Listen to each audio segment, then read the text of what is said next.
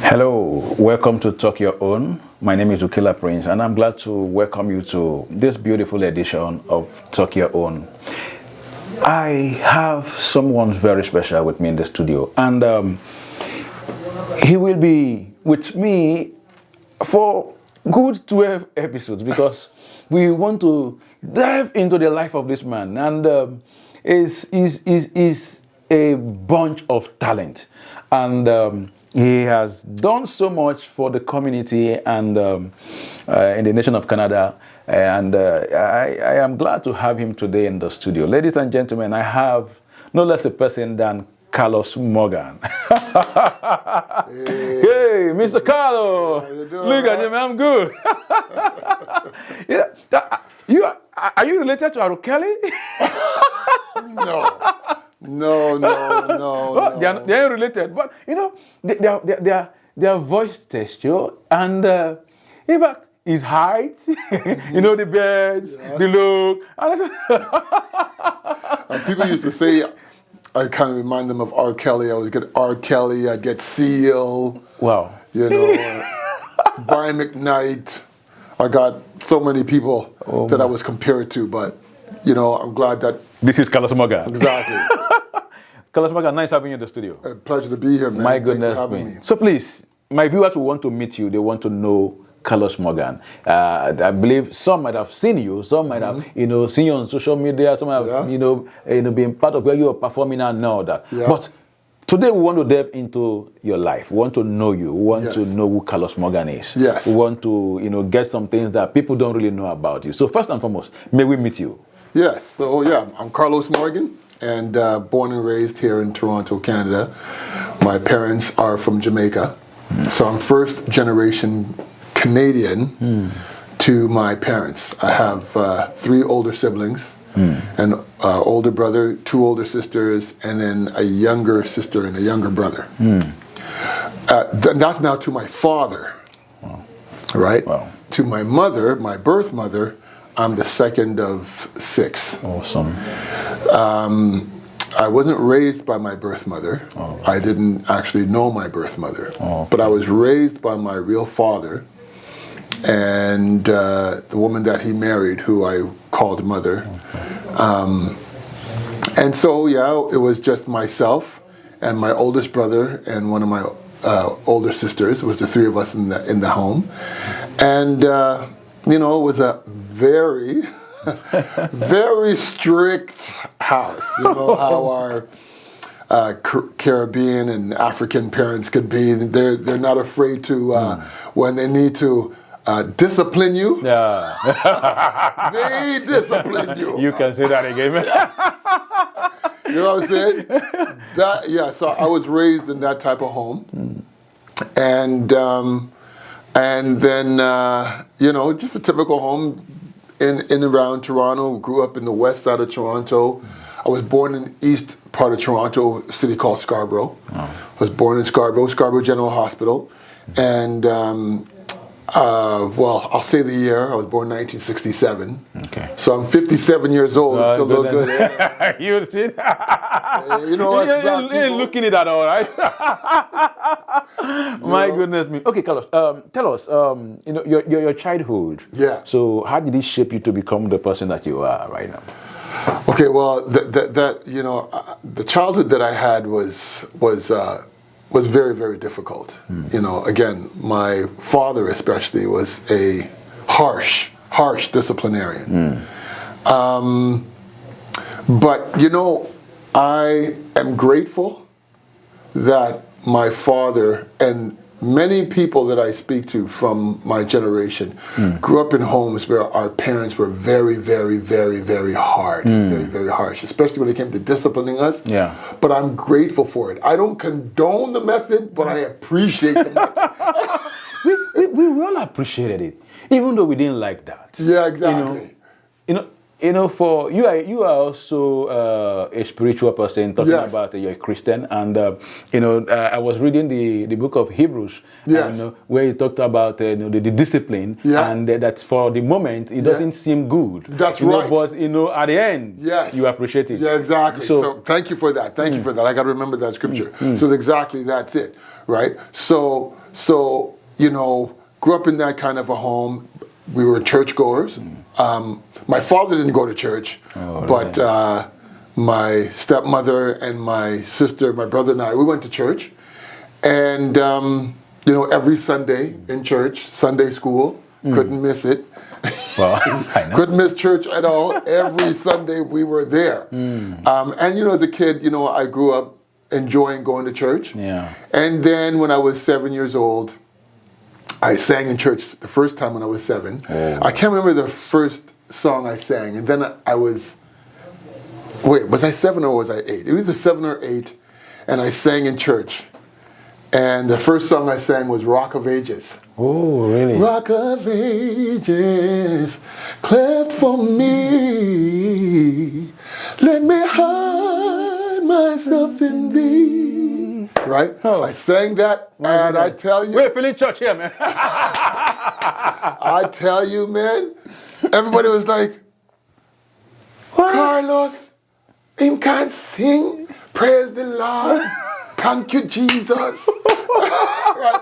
I was like, and I was getting hugs and kisses. my goodness. All the church mothers were like, Carlos. I was like, okay. I felt so good. Oh my God. And so, grew up. That was my first time singing in church, and then going, being at home, and my father every weekend, every Saturday, Friday and Saturday, but for sure Saturday, we had music playing in our house. We were playing reggae, mostly reggae and R&B. We listened to Bob Marley.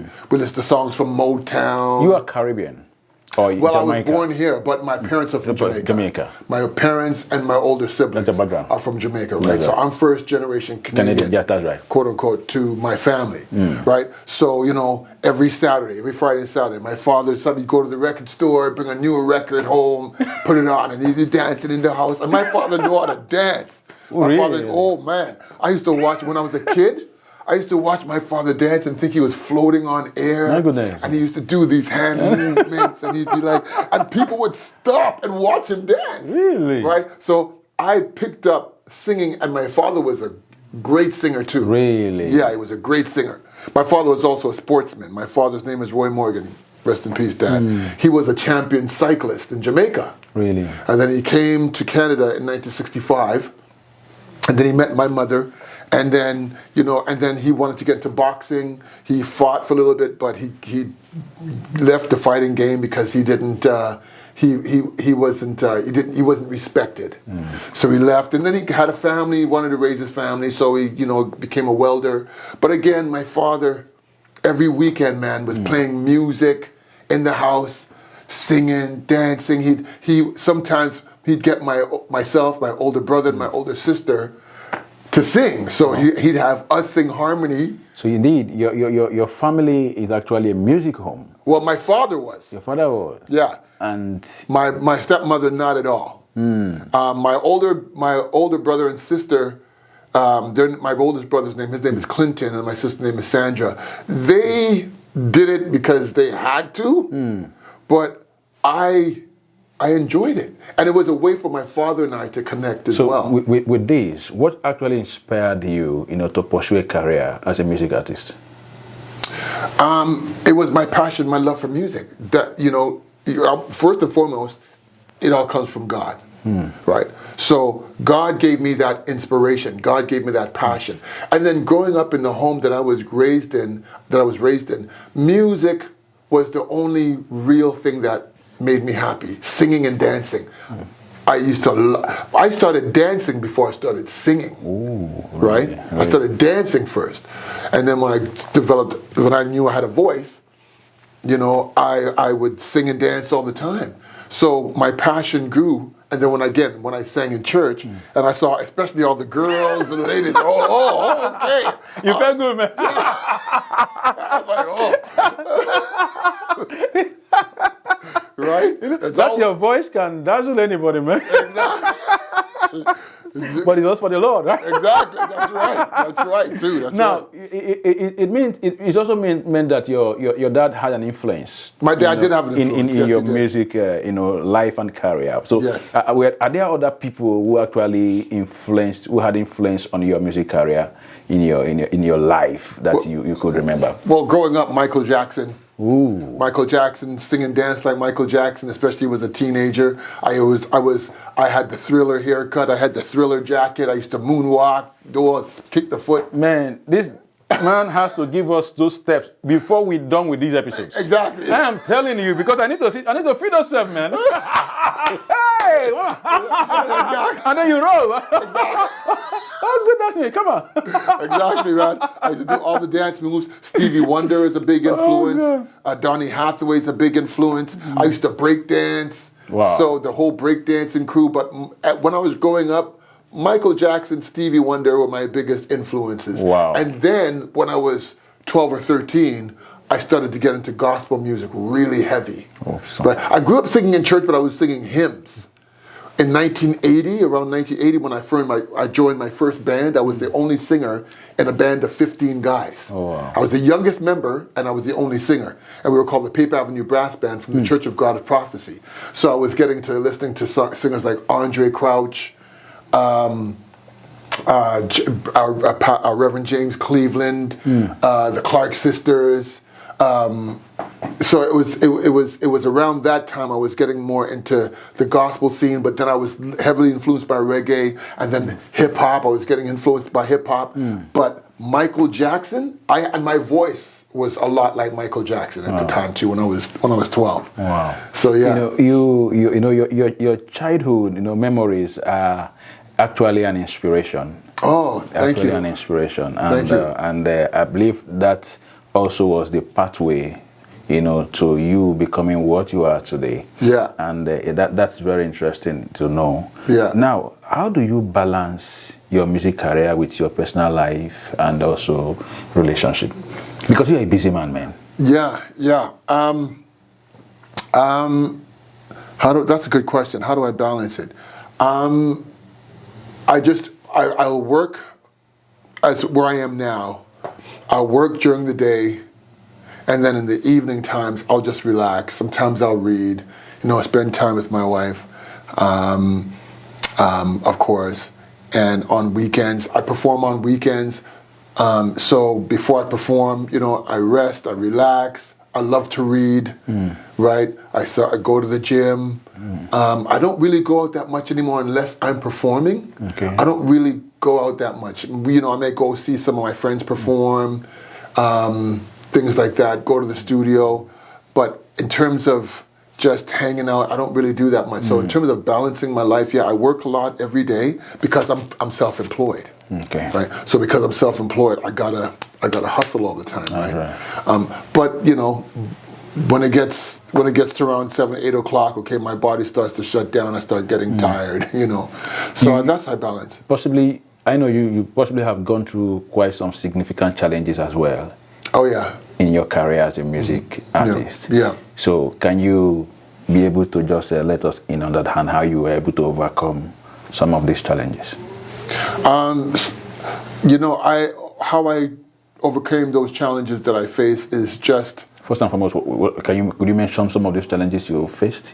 Well, one of them I faced, which is a consistent one that I faced directly and indirectly, being in the music business and being in Canada, is just not having the support for black music in this country, and there's no infrastructure for music in this country, in Canada. So for any artist who wants to, for myself and any other artist for that matter, that is trying to make a career in music in Canada, it's extremely challenging, and especially when it comes to black music, because black music has never been accepted in this country. They open the door just maybe a little bit, and maybe they'll let 1 or 2 people in for a minute or two, and then they shut the door again. So those are the biggest challenges, the biggest obstacles, and the biggest hurdles for me as an artist and many other artists who are doing any genre, any style of black music in this country. That has been the challenge. Now, You are born in Canada, so you're a Canadian. I'm new in Canada, so if you're the one saying this, so I think I need to pay attention to it, right? Because you are born here, and at 57, you are no longer you can't be joking with some of these things you're saying. No, I'm not. I've been saying this for the majority of my career. Now, because this nation happens to be a nation of that we preach inclusivity and diversity and all that. So so that worries me a little bit. Well, you see, again, I don't believe in diversity and equity when it comes to how this country, Canada. And if you notice, I always do this when I say the name of Canada, and I don't consider myself, and I'm going to say this to the camera, I don't consider myself Canadian. I was born and raised in this country. But as a black man and as a black musician, I don't adhere to and call myself Canadian, because this country has never, even outside of music, just as an everyday person who is our people, are not accepted in this country. So whether you're in music, whether you're in government, whether in any sector of work or business or life, as a black person in this country, no. So me personally, don't accept that. Possibly in subsequent editions, I will be able to maybe just ask you one or two things in that light. But now, how were you able to overcome these challenges you went through? Well, I luckily, and you know, there are the very few people that throughout my life that I met. There are very few people that I met that said, you know what, we're going to take a chance on me. They took a chance on me as an artist. And I want to thank two guys for sure. And their names are Tony As a Party and Darren Bowler. They took a chance on me. They had signed me to their independent record label in 1994. We wrote and recorded an album in 1994 to 1996, and the name of the album is called Feeling Alright. You could find it on YouTube, you could find it on Spotify and online music stores, and we released it independently because what happened was no record label in Canada was signing black music, none. Really? None at all.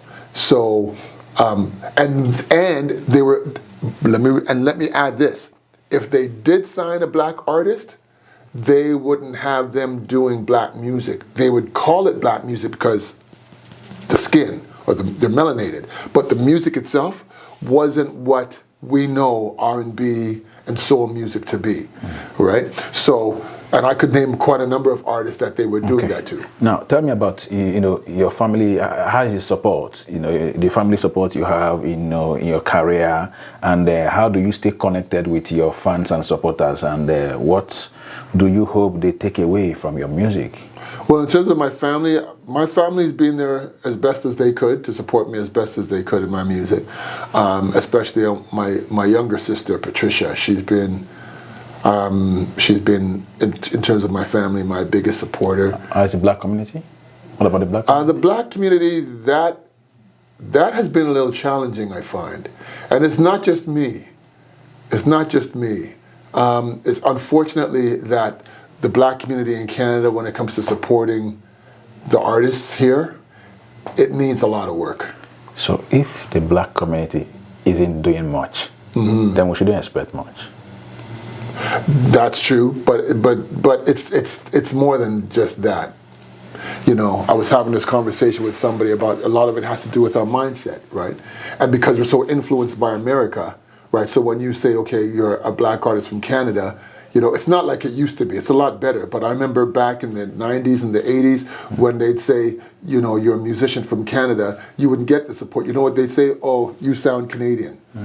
That's what they say. But they listened, right? So you wouldn't get, there wasn't a lot of support. It's changed now. It's changed for a while, but it's still...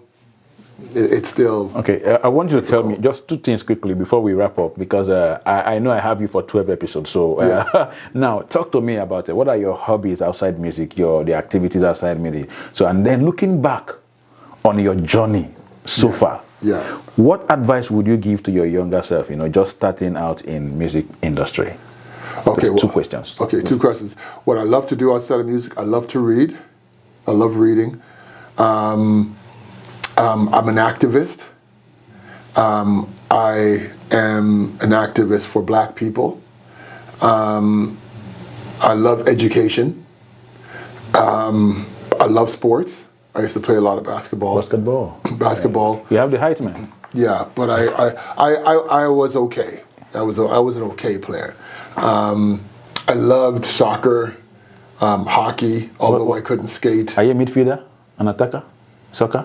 A defender? More of a defender.